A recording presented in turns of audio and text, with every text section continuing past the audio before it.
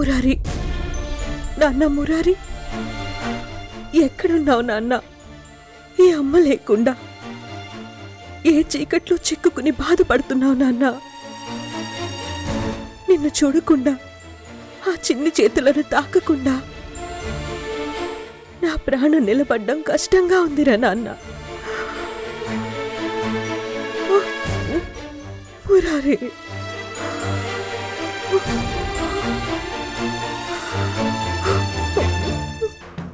మురారి,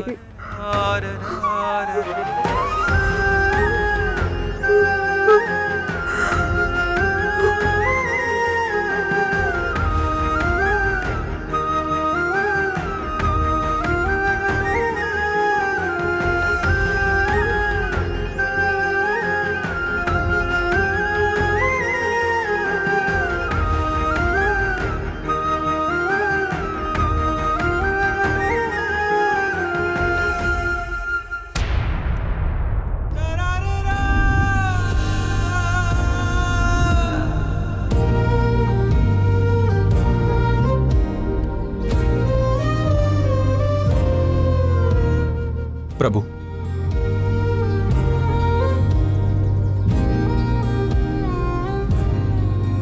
మురారి దొరికాడు.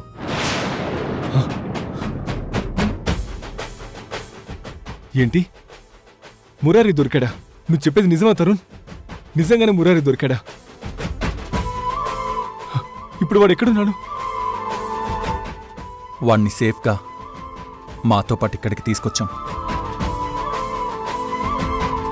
అదిగో అటు చూడండి.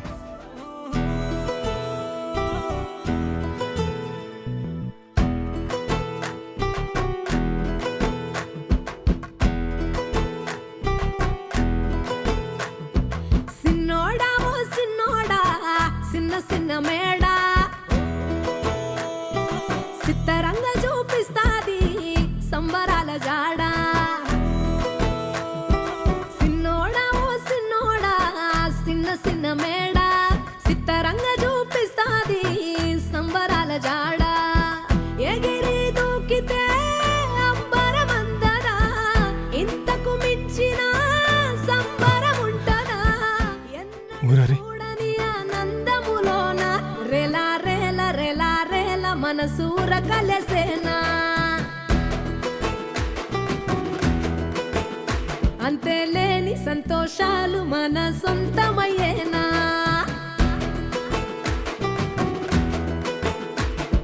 సిన్నోడా ఓ సిన్నోడా, సిన్న సిన్న మేడా, సిత్తరంగ చూపిస్తాది మురారి. నువ్వు కన్న కలలే నిజమవుతాయి చూడు. అందుకే ఉన్నాడు ఈ నాన్నే తోడు. దశరథ మహారాజే నాన్నై పుట్టాడు. నువ్వు రాముడంత ఎదగర. నాన్న మురారి, నన్ను క్షమించరా కన్నా, నిన్ను కాపాడుకోవడంలో నీ తండ్రి ఓడిపోయాడు. కానీ ఇవాళ నేను ఇలా నా చేతిలో చూస్తుంటే పోయిన నా ప్రాణం మళ్ళీ తిరిగి వచ్చినట్టుంది.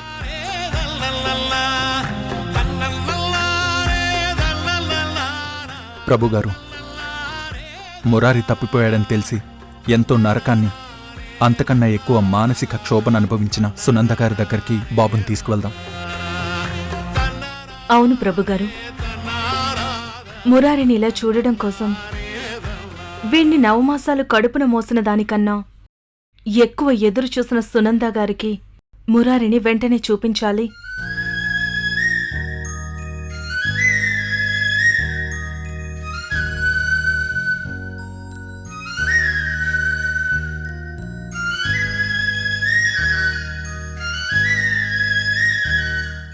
నాన్న, అమ్మ దగ్గరికి వెళ్దామా?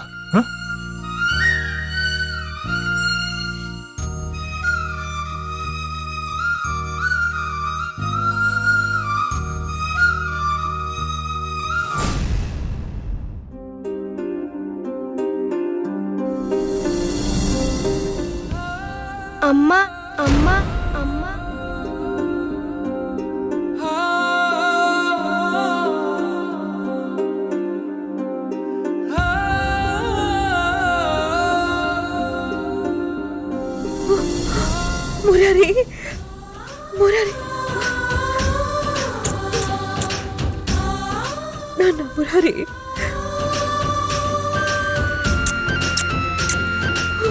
నాన్న మురారి,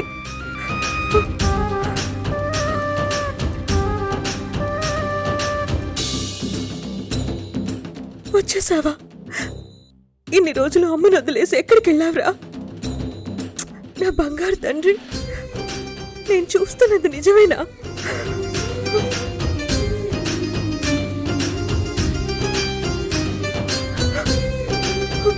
నువ్వు నిజంగానే మీ అమ్మ దగ్గరికి తిరిగి వచ్చేసావా నాన్న?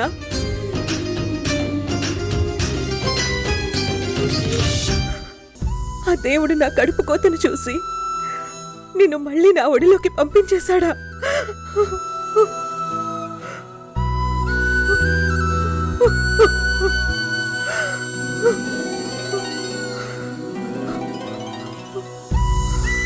అవును సునంద, నీ కన్నీళ్లకు ఆ భగవంతుడి తల వంచి మన మురారిని తిరిగి మన దగ్గరికి పంపించేశాడు.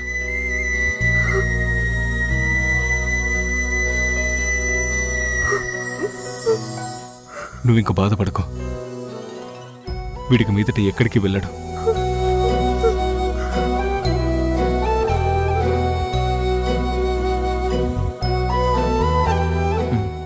అవును సునంద గారు, మా వల్ల జరిగిన పొరపాటుకి మీరు వాడికి దూరమయ్యారు.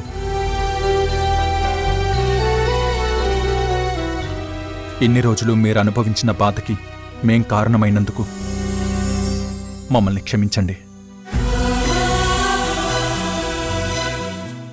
నేను మిమ్మల్ని క్షమించడం కాదు తరుణ్ గారు, నా మురారిని తిరిగి నా దగ్గరికి తెచ్చినందుకు నేను మీకు జీవితాంతం రుణపడి ఉంటాను.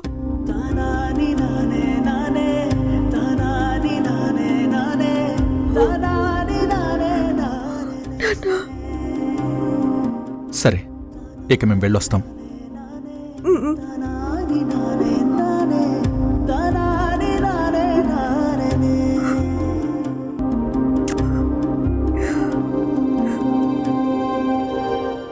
మురారి,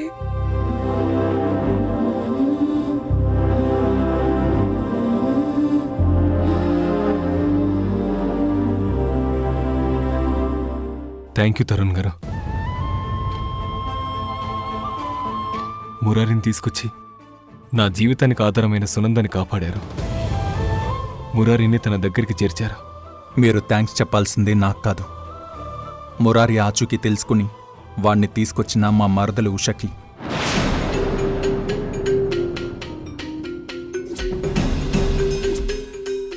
అవును, మా ఆయన చెప్తుంది నిజమే. కానీ ఇన్ని రోజులుగా మురారిని కనపడకుండా దాచేసింది కూడా ఉష అనేది మాత్రం ఆయన చెప్పలేదు.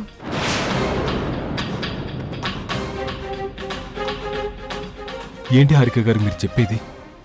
అవును ప్రభుగారు, పాము పాలు తాగి విషాన్ని దాచుకున్నట్టు తానే బాబుని కిడ్నాప్ చేయించి రహస్యంగా దాచింది. అయితే సునంద గారు చావు బతుకుల మధ్య ఉన్నారని తెలిసి ఎక్కడ పోలీసులు తనని పట్టుకుంటారో అనే భయంతో ఇప్పుడు డ్రామాలాడుతూ బాబుని తీసుకొచ్చి అందరి ముందు ఒక దేవతలా మంచి పేరు సంపాదించుకోవడం కోసం నా చేతికి అప్పచెప్పింది. హారిక, నువ్వు కాస్త ఊరుకుంటావా? అయినా నిజమేదో తెలియకుండా ఉషా పైన ఎందుకు నింద వేస్తున్నావు?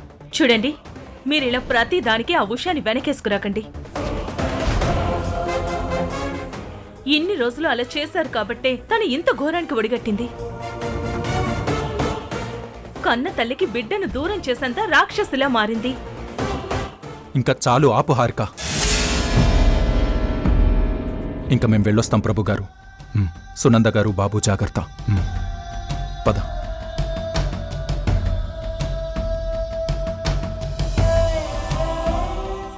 బాబు తప్పిపోయాడని సునంద గురించి, తన ఆరోగ్యం గురించి అంతా ఆలోచించిన ఉషా మురారిని ఎందుకు ఎత్తుకెళ్తుంది? నాకు తెలిసి హారిక గారు పొరపాటు పడుతున్నట్టున్నారు. ఉషా ఎప్పటికీ అలా చేయదు.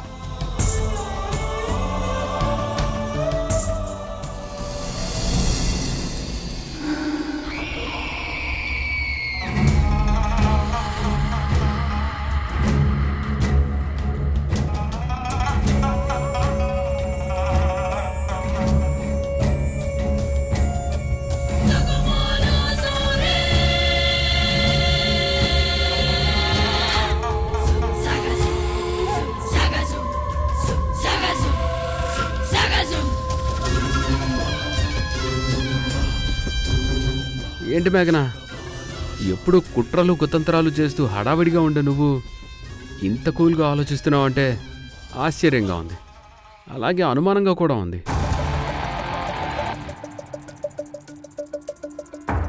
కొంపదీసి ఇంట్లో ఆల్రెడీ చెయ్యాల్సిన రచ్చ చేసేసావా?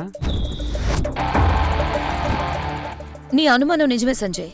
ఇవాళ ఇంట్లో పెద్ద గొడవ జరిగింది, కానీ ఆ గొడవ నేనెవరితోనూ పెట్టుకోలేదు. అంతేకాదు, దానికి కారణం కూడా నేను కాదు. అయినా ఏంటి సంజయ్ ఇది? పొద్దున్న లేచిన దగ్గర నుంచి రాత్రి పడుకునే వరకు ఎప్పుడు నన్ను నిందిస్తూనే ఉంటావు. ఏదో రకంగా అనుమానిస్తూ అవమానిస్తూనే ఉంటావు. ఎప్పుడు చూసినా నాపై ఏడవడానికి నీకు బోర్ అనిపించదా? నువ్వు నా భర్తవైనా నా మనసును మాత్రం ఎప్పుడు అర్థం చేసుకుంటావు? అయినా నా పైన నీకు నమ్మకం లేకపోతే వెళ్ళి అత్తయ్య గారిని అడిగి ఏం జరిగిందో తెలుసుకో. అప్పుడు నీకే తెలుస్తుంది ఇవాళ జరిగిన గొడవేంటో, అందులో నా తప్పేమీ లేదు అని. నువ్వింత మంచిగా యాక్ట్ చేస్తున్నావు అంటే ఖచ్చితంగా ఏదో చేసే ఉంటావు.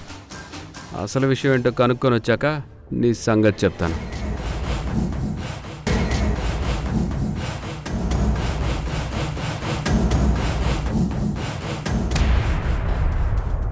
మీరనుకుంటున్నట్టు మురారి ఏం తప్పిపోలేదు. మనకు తెలియకుండా మురారిని ఉష కావాలని తప్పించింది.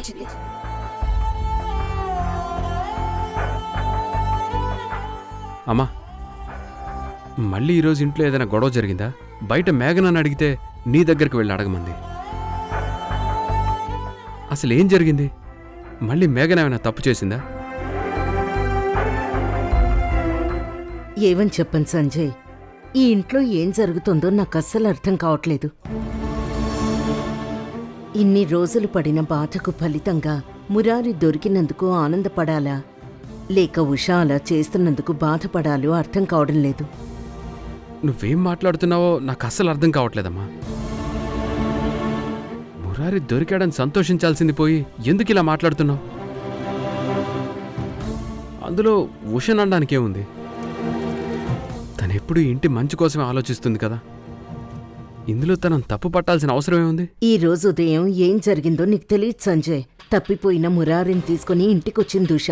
అది చూసి నేను హారిక సంతోషపడ్డాం.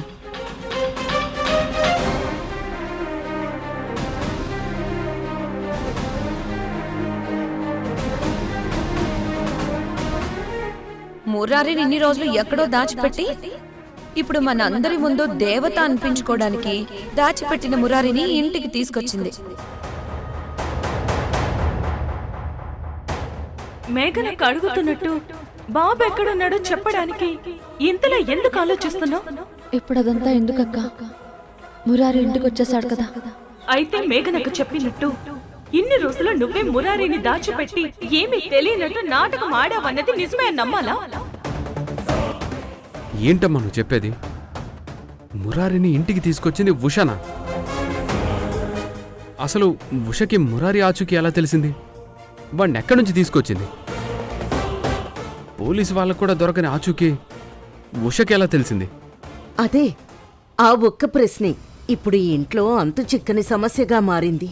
నిజమే అమ్మా, మురారిని ఇంటికి తీసుకొచ్చి ఉష చేసింది మంచి పని అయినా కానీ హారిక అడిగిన దాంట్లో తప్పే ఉంది. అంతేకాదు, అసలు మురారి ఎక్కడ దొరికాడన్న నిజాన్ని ఉష ఎందుకు దాస్తుందనేది నాకిప్పటికీ అర్థం కావట్లేదు. తెలీద్ సంజయ్, ఎన్నిసార్లు అడిగినా ఇప్పుడు నన్నేమీ అడక్కండి, మురారి ఎక్కడ దొరికాడు ఎలా దొరికాడు అన్నది చెప్పడం నాకిష్టం లేదు అంటూ మాట దాటేసి వెళ్ళిపోతుంది.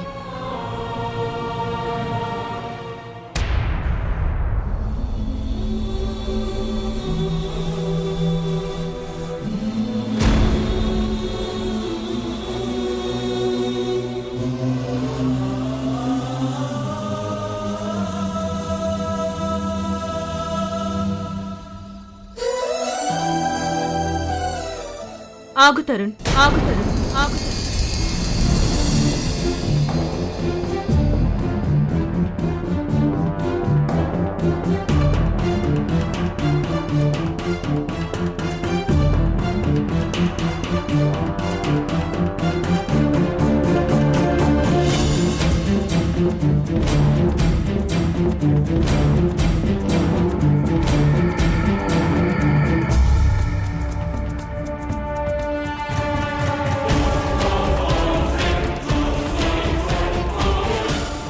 ఏంటి హారిక, ఏమైంది?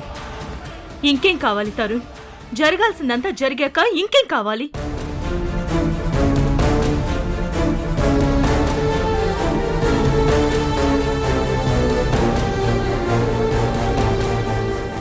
మురారి తప్పిపోయాడని, ఆ పసివాడు ఏ రాక్షసుల చేతిలో చిక్కుకున్నాడు అని ఇన్ని రోజులు మనం అనుభవించిన నరక యాతన అంతా ఇంత కాదు కదా. కానీ ఈ ఉషా మాత్రం చాలా సింపుల్ గా, చాలా ఈజీగా మురారిని ఇంటికి తీసుకొచ్చి ఏమీ తెలియనట్టు చేతులు దులుపుకుంది.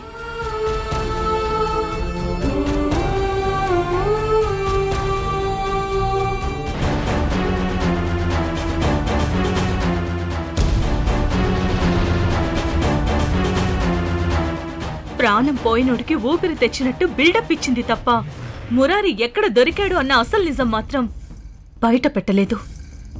ఇంత జరిగాక కూడా అంతా మర్చిపోయి ఎలా ప్రశాంతంగా ఉండమంటావు? అయితే ఇప్పుడు ఏం చేయమంటావు హారిక? అసలు ఎందుకు నువ్వు ఇంత ఆవేశపడుతున్నావు? మురారి ఆచూకీ ఈ ఉషకి ఎలా తెలిసింది? ఆ నిజం ఇప్పుడు నాకు తెలియాలి, తెలియాలి, తెలియాలి.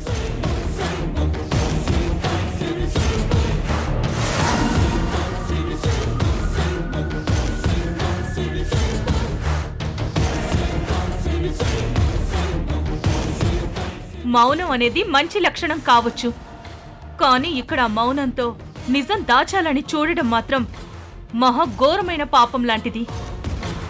ఇప్పుడు నువ్వు చేసింది కూడా అదే.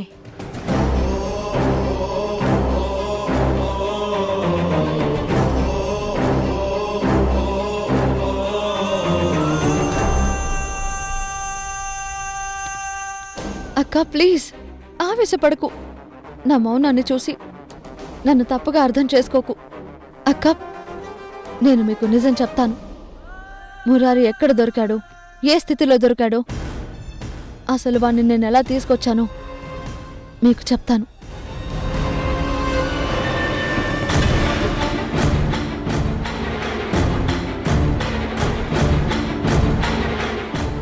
చెప్పు, నా మురారి అసలు నీకెక్కడ దొరికాడు? ఏ రాక్షసుల మధ్య వాడు బందీగా ఉంటే నువ్వు వెతికి తీసుకొచ్చావు? ఆ నిజం ఇక్కడ ఉన్న అందరికీ తెలిసేలా చెప్పు.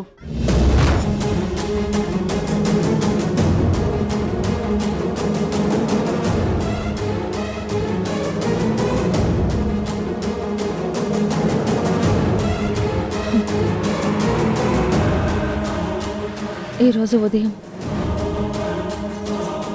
నేను వర్క్ పైన అర్జెంటుగా బయటకు వెళ్ళాను. నేను వర్క్ ముగించుకొని మళ్ళీ ఇంటికి తిరిగి వస్తుండగా సిటీ అవుట్స్కట్స్లోని ఒక వీధి చివర నిర్మానుష్యంగా ఉన్న రోడ్డు పక్కన ఒక పిల్లాడి ఏడుపు వినిపించింది. వెళ్ళి చూస్తే అక్కడ ఉన్న ఒక చెట్టు కింద మురారి ఒంటరిగా కూర్చొని ఏడుస్తున్నాడు. నేను మొదట నమ్మలేకపోయాను, కానీ దగ్గరికి వెళ్ళి చూసి వాడు మన మురారి అని గుర్తుపట్టాను.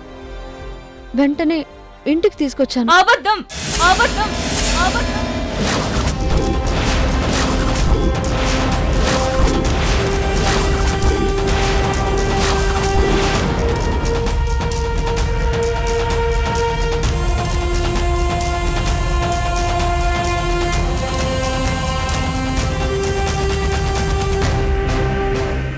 నువ్వు చెప్పిందంతా పచ్చి అబద్ధం.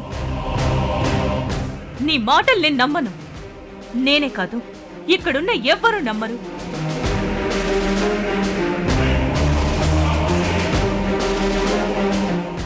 ఎందుకంటే ఇన్ని రోజులు ఎక్కడున్నాడో తెలియని మురారి నీకు సింపుల్ గా రోడ్డు మీద దొరికాడు అంటే ఎలా నమ్ముతాననుకున్నావు?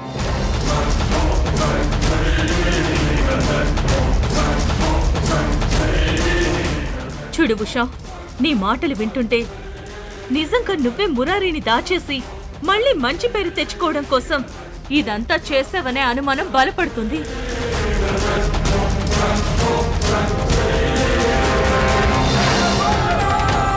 హారిక, ఏం మాట్లాడుతున్నావు నువ్వు? ఉషా అలాంటి పని ఎప్పటికీ చేయదు. చేయాల్సిన అవసరం కూడా తనకి లేదు. అంతేకాదు అనవసరంగా తనపై నిందలు వేసే ముందు ఒక్కసారి ఆలోచించి మాట్లాడు. ఇంకా ఆపు తరుణ్. ఎప్పుడు నీ మరదలి ఉషాని వెనకేసుకు రావడం కాదు, అప్పుడప్పుడు కట్టుకున్న భార్య మాటలు కూడా వినడం నేర్చుకో.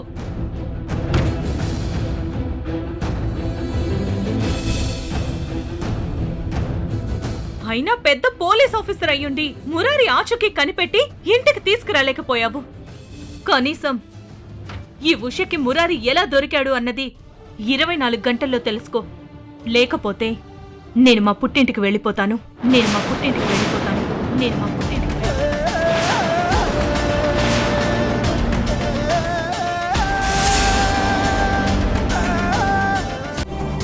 నన్ను క్షమించక్క. చాలు. ఇక నీ ఉత్తమ కోడలి నాటకాల ఆపు ఉషా. ఉషతో కాపురం చేయలేనని విడాకుల కోసం కిరణ్ పంపిన లాయర్ నోటీస్ నాన్న. ఉష చేసిన తప్పులకి తనకి సరైన శాస్తి జరుగుతుంది.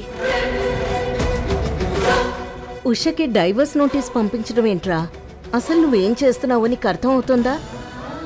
ఏం చెప్పమంటారండి, కిరణ్కి ఉషపైన పుట్టిన ఆవేశం ఏమాత్రం తగ్గేలా కనిపించట్లేదు.